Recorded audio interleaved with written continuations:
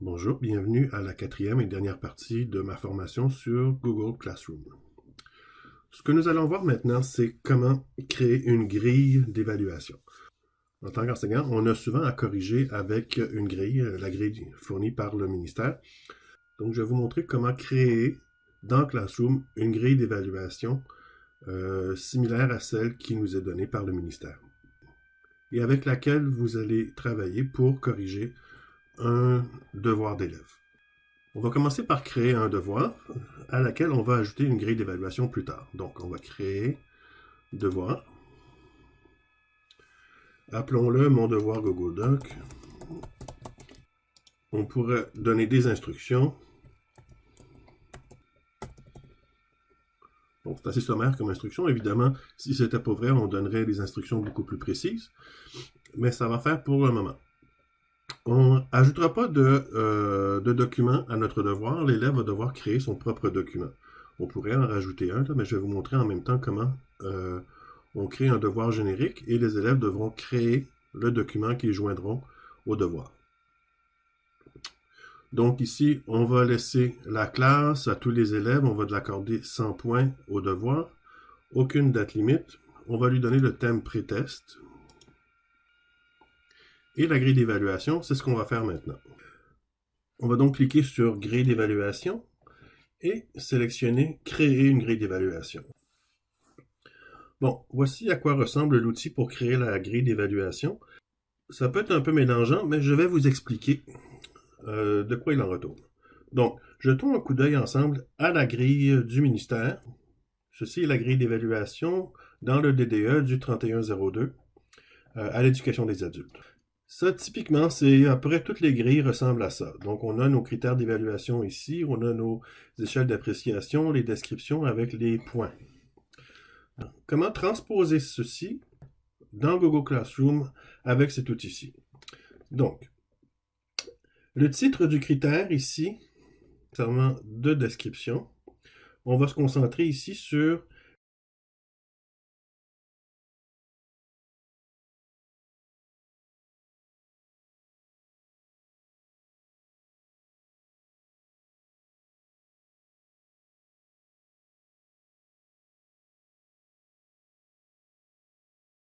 les différentes manifestations du critère. D'accord? Donc, le titre de notre manifestation est ici, manifestation d'une compétence marquée. Donc, je copie et je le mets dans titre du niveau. Comme point, je vais attribuer 20 points. Alors, 20 points à ce critère-ci. Et dans description, je vais écrire la description qu'il y a ici. Et voilà. Et je poursuis avec les autres manifestations du critère d'évaluation.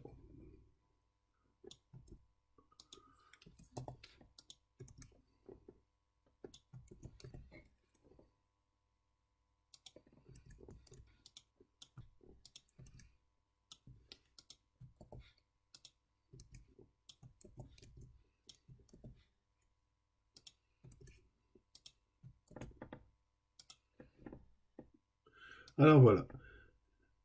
J'ai mes 5 manifestations telles que je l'ai sur ma grille ici.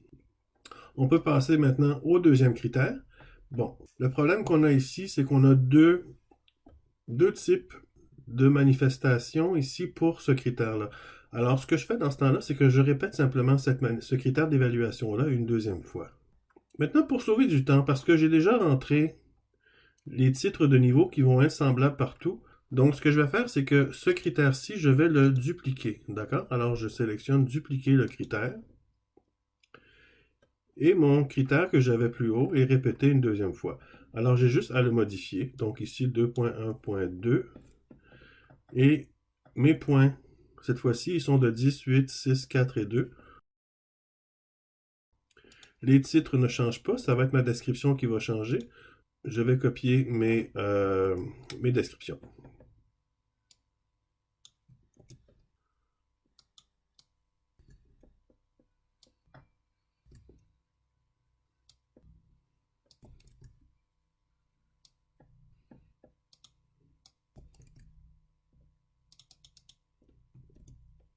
Et voilà. D'accord? Donc, j'ai fait la grille d'évaluation pour le critère 2.1. Passons maintenant au critère 2.2. Encore, on va avoir les mêmes titres ici. Le même titre pour nos manifestations. Donc, ce que je vais faire, c'est que je vais encore dupliquer le précédent. Je vais juste modifier les titres et les descriptions.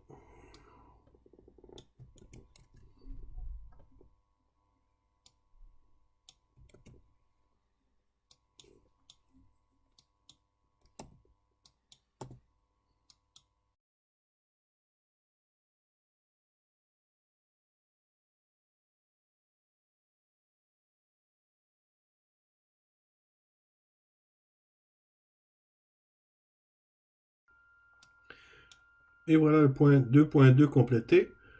Il me reste à terminer avec le 2.3. Donc, je vais dupliquer une autre fois et faire mes changements.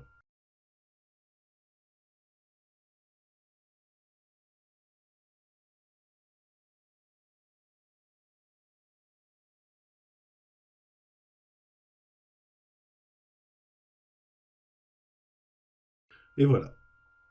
J'ai maintenant mes points 2.1, 2 fois, 2.2 et 2.3. Maintenant, jetons un coup d'œil à la suite de la grille. Ceci est une grille d'écriture en français. Et les grilles d'écriture en français ont cette particularité ici. Donc, au niveau des points, on peut avoir 4 points pour chacune des manifestations. On en a 4 ici, on en a 3 ici, on en a 4 ici, 3 là et 4 ici.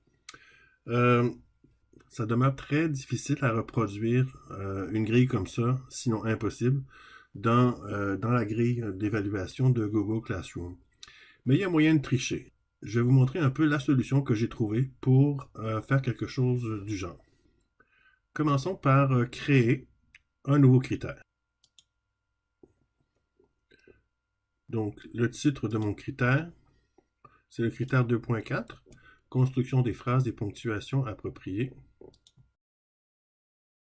Mes manifestations, ici, je vais en créer 5. 1, 2, 3, 4, 5, et non pas 1, 2, 3, 4, 5, 6, 7, 8, 9, 10, 11, 12, 13, 14, 15, 16, 17, 18. J'ai 18 points différents dans la grille du ministère, alors que Google me limite à 10. Je ne peux pas en avoir plus que 10 dans Google Classroom. Alors j'ai un problème. Alors ce que je vais faire, c'est que je vais en faire que 5. Alors je vais copier manifestation des compétences marquées ici. Je vais reproduire la description. Et maintenant, pour le nombre de points, j'en ai 22, 23, 24 ou 25. Alors, ce que je vais faire, c'est que je vais mettre le maximum. Donc, le nombre de points, je vais mettre 25, tout en indiquant dans ma description que je peux en donner entre 22 à 25 points. Vous allez comprendre pourquoi plus tard. Donc, je vais rajouter une nouvelle manifestation. Je retourne. Je vais compléter de cette manière.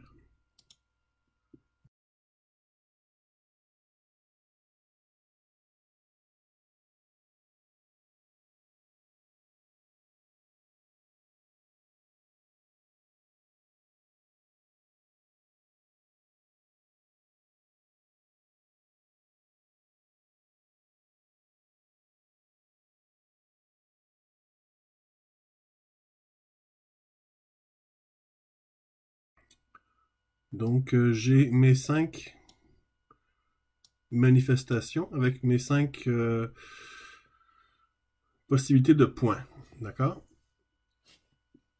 On va compléter avec le point 2.5 de la même manière. Donc, j'ajoute un critère.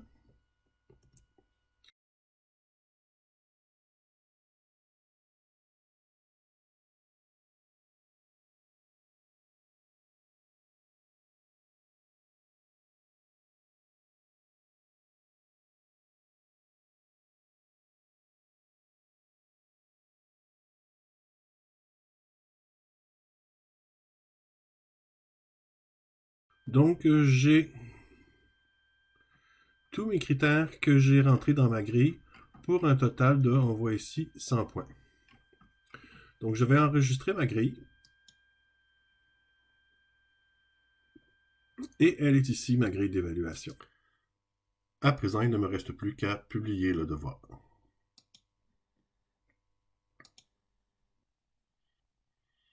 Alors voilà mon devoir. Il a été attribué à une personne parce que je n'ai juste qu'un élève. Et j'ai ma grille d'évaluation que je peux voir dans le devoir. Je peux cliquer dessus pour jeter un coup d'œil à ma grille d'évaluation. Bon, à présent que j'ai créé une grille d'évaluation, reconnaissons que c'est quand même un peu long de créer une grille d'évaluation dans Google Classroom. C'est pas si compliqué, mais ça peut prendre un peu de temps, surtout si on a plusieurs cours et on veut faire une grille d'évaluation pour chacun des cours. Des fois, on pourrait décider de partager la tâche et tous les profs d'un département dans votre école pourraient décider d'en faire quelques-uns et de les partager à chacun des autres profs de la même matière. Par contre, c'est pas si simple de partager des grilles d'évaluation dans Google Classroom. Je vais vous montrer. Je vais aller dans modifier mon devoir ici, puis dans ma grille d'évaluation, je vais cliquer dessus. Et ici, j'ai l'option exporter vers Sheets. Donc, je peux prendre ma grille d'évaluation, l'exporter, ça va faire un Google Sheets qui va se retrouver sur votre Google Drive. Et ensuite, le Google Sheet en question, vous pouvez le partager avec les autres profs. Ça, c'est une manière, c'est probablement la manière officielle de partager une grille d'évaluation. Bon, mais ça demande quand même d'exporter vers Sheets, ça demande de bien maîtriser les options de partage, qui n'est pas vraiment un problème, mais ça peut être un peu plus ardu. Ensuite, le prof en question doit créer une nouvelle grille d'évaluation, puis choisir d'importer une grille d'évaluation à partir de Google Sheet. Donc, c'est beaucoup d'étapes. J'ai trouvé une manière plus simple. C'est de créer une fausse classe dans laquelle vous allez insérer toutes les grilles d'évaluation et assigner tous les profs de votre département comme prof de cette classe Google Classroom. Je vais donc créer une fausse classe. Donc, ce que je vais faire, je vais retourner sur la page de mes cours. Je vais cliquer sur le plus ici pour créer une fausse classe. Alors, créer un cours. Et je vais l'appeler classe français partage. Bon, le reste n'est pas nécessaire. Je vais créer. Bon, je pourrais choisir un thème et tout, là, comme on l'a déjà vu, mais je ne le ferai pas. C'est pas important pour le moment. Alors, ce que je vais faire, je vais aller dans Travaux et devoirs. Je vais créer un nouveau devoir. Puis je vais l'appeler grille d'évaluation 3102. Je vais choisir ici dans grille d'évaluation. Ce que je vais faire, je vais sélectionner réutiliser une grille d'évaluation. Puis là, ce que je vais faire ici, c'est que je vais aller sélectionner en haut la classe dans laquelle j'ai créé ma grille tout à l'heure, c'est-à-dire la première classe de Patrick. Le devoir qui contient la grille en question, c'est mon devoir Google Doc ici. Je sélectionne. Et maintenant, ma grille a été importée ici. Je fais publier le devoir. Alors voilà. J'ai mon devoir grille d'évaluation. Je peux afficher la grille pour vérifier que c'est bien la bonne grille que j'ai utilisée tout à l'heure. Et oui, ça l'est. Maintenant, il ne me reste plus qu'à inviter les autres profs à faire partie de cette classe-là afin que je puisse partager cette grille-là avec eux. Donc, je vais inviter les enseignants. Je vais inviter ma collègue. Inviter. Alors, on voit ici que Annie Marchand a été invitée en tant qu'enseignant. Donc, je vais retourner dans le compte de Annie. Je retourne sur la page des cours. Et là, je la vois, la classe ici, classe français partage. Vous êtes invité à faire partie des enseignants de ce cours. J'accepte. Alors, j'ai la classe français partage et je vois le devoir ici. Maintenant, je vais retourner dans ma classe. Alors, disons dans cette classe-ci, je vais dans Travaux et devoirs et je vais créer un nouveau devoir.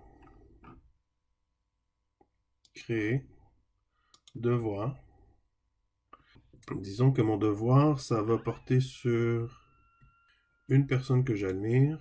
Je vais écrire une petite description.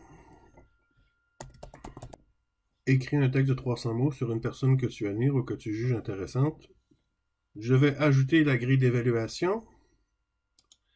La grille d'évaluation qui se trouve dans la classe de partage français. Donc, réutiliser une grille d'évaluation. Dans quel cours se trouve ma grille? Je vais aller la chercher dans classe français partage. Elle est ici. Et je sélectionne. Et j'ai ma grille d'évaluation. Alors là, je n'ai plus qu'à publier le devoir. Donc, ce que j'ai fait ici, c'est que j'ai créé une grille d'évaluation dans ma classe, la première classe de Patrick. J'ai créé une fausse classe que j'ai appelée classe français partage et j'ai mis mes collègues de français comme enseignants de cette classe-là afin qu'ils puissent réutiliser cette grille-là pour leurs autres devoirs. Alors, ça paraît compliqué, mais c'est quand même très simple. C'est la meilleure manière, à mon avis, de partager une grille d'évaluation, de sorte que tous les profs de votre département, dans votre école, pourront contribuer à écrire des grilles d'évaluation dans Google Classroom si c'est quelque chose que vous voulez utiliser. À présent, nous allons, comme élève, faire le devoir qui a été assigné. Donc, je suis retourné dans le compte de Annie ici. Je vois que j'ai mon devoir Google Doc ici qui n'a pas encore été fait. Je clique dessus et je fais afficher le devoir. Et là, je peux voir c'est quoi le devoir. Mon devoir Google Doc, créer un nouveau document Google et écrire un texte.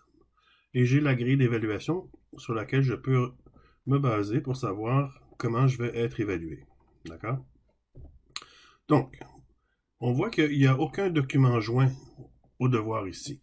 Alors, ce qu'il faut que je fasse, c'est que je crée mon propre texte. Donc, ici, dans votre devoir, en haut à droite, on voit le bouton « Ajouter ou créer ». Alors, je clique dessus et je vais choisir de créer un Google Doc. Je vais donc écrire mon texte. Je vais commencer par le titre.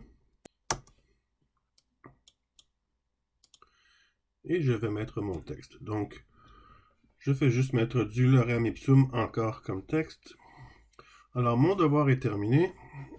Je peux appuyer sur remettre ici, ou je pourrais simplement fermer l'onglet. Dans les deux cas, mon texte a été ajouté au devoir. Alors, je n'ai plus qu'à rendre le devoir. Je confirme.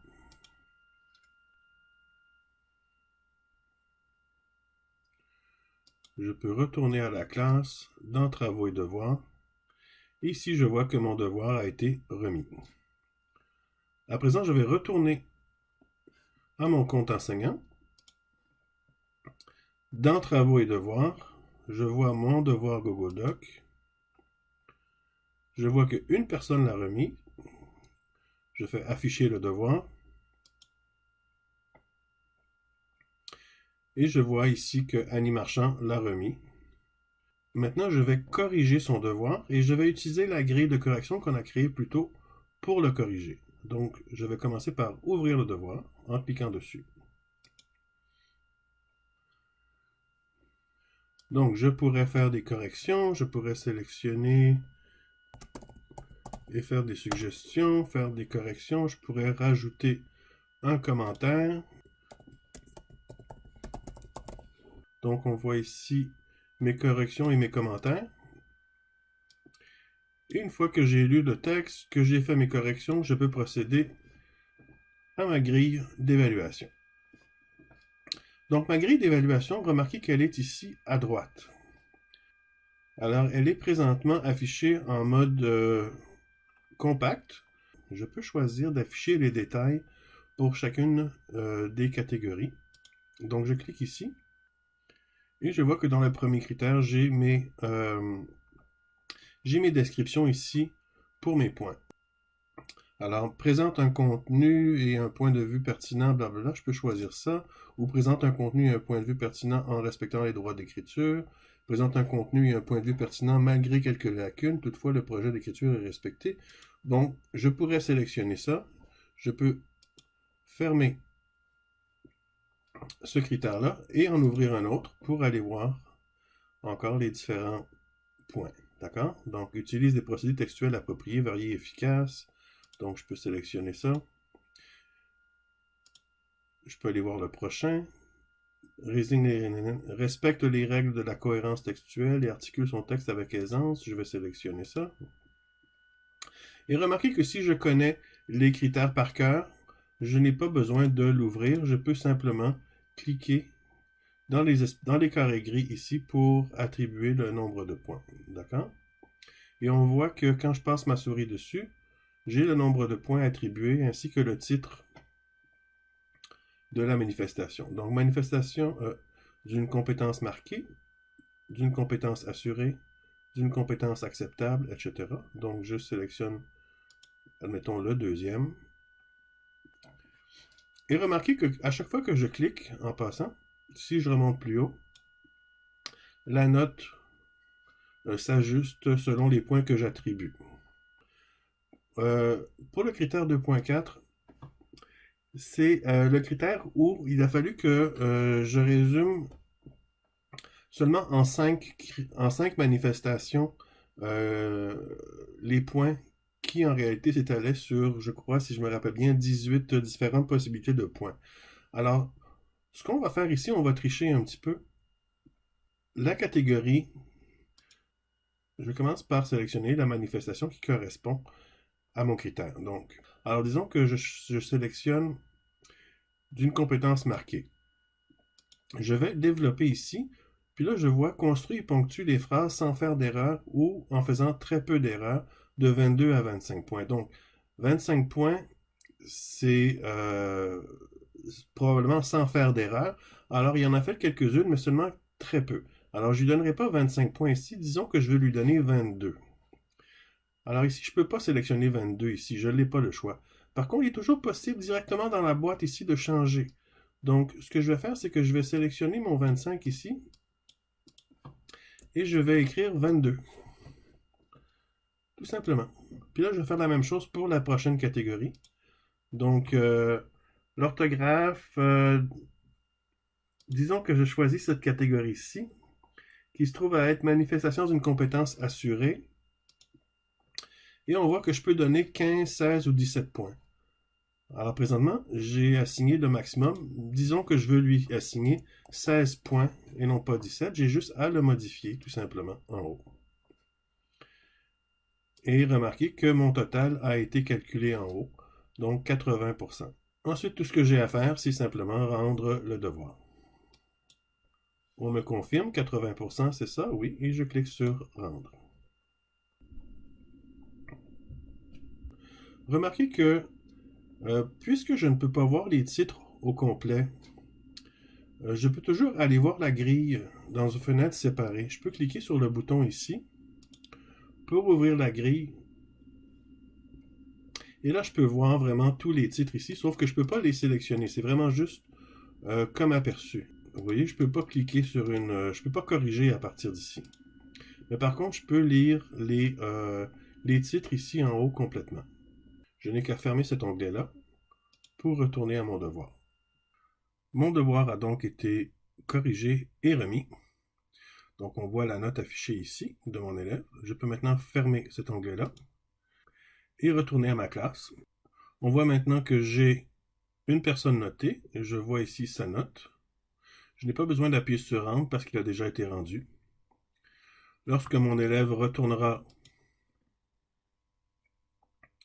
sur son devoir, elle voit ici qu'il a été noté. Elle peut cliquer sur afficher le devoir afin de prendre connaissance de sa note avec les détails ici sur la grille.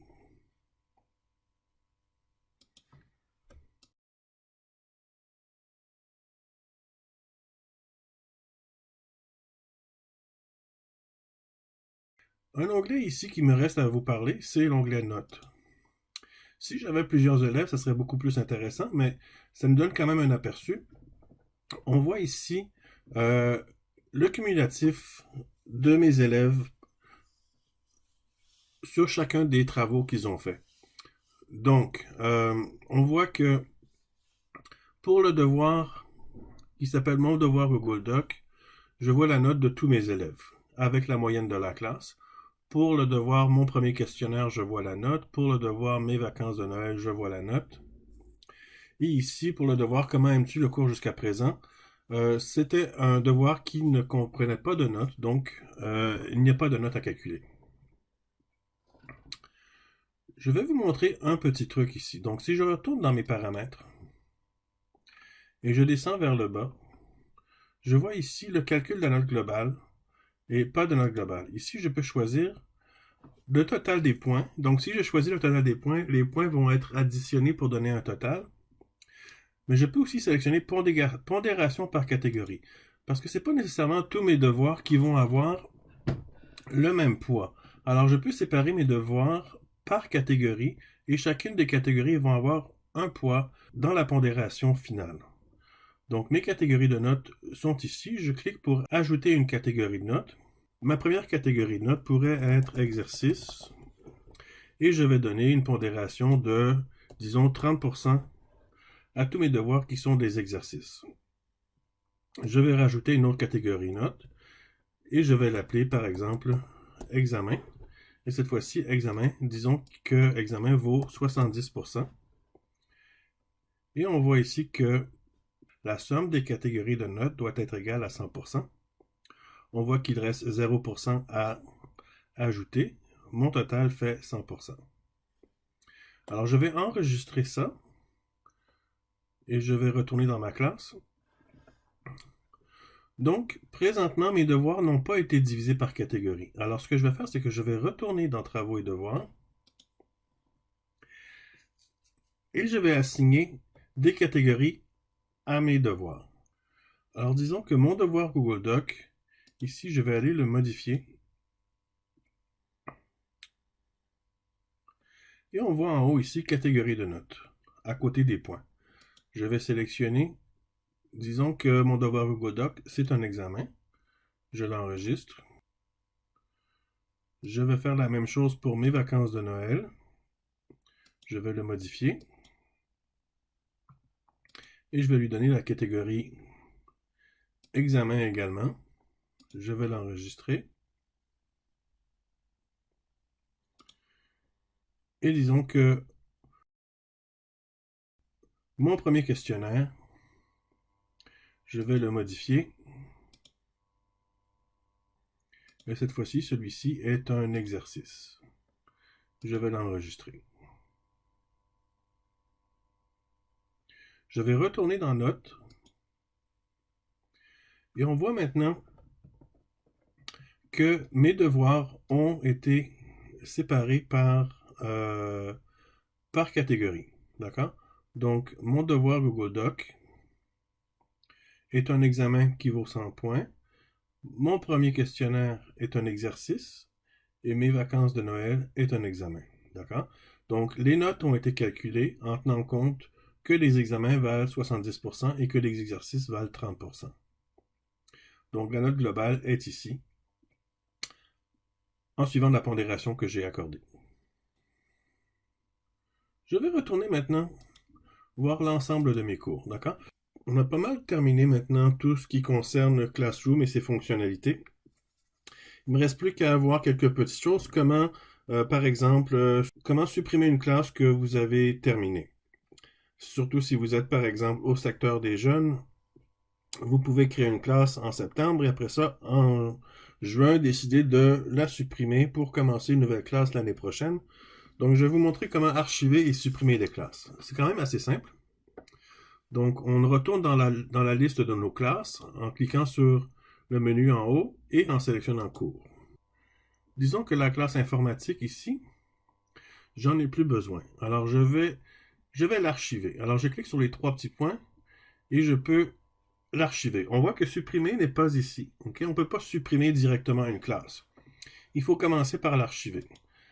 Lorsqu'une classe est archivée, comme le petit avertissement nous le dit, vous et vos élèves ne pourrez plus apporter des modifications au cours, donc être archivé, on ne peut plus modifier quoi que ce soit à l'intérieur du cours, on ne peut plus faire de devoirs relativement au cours.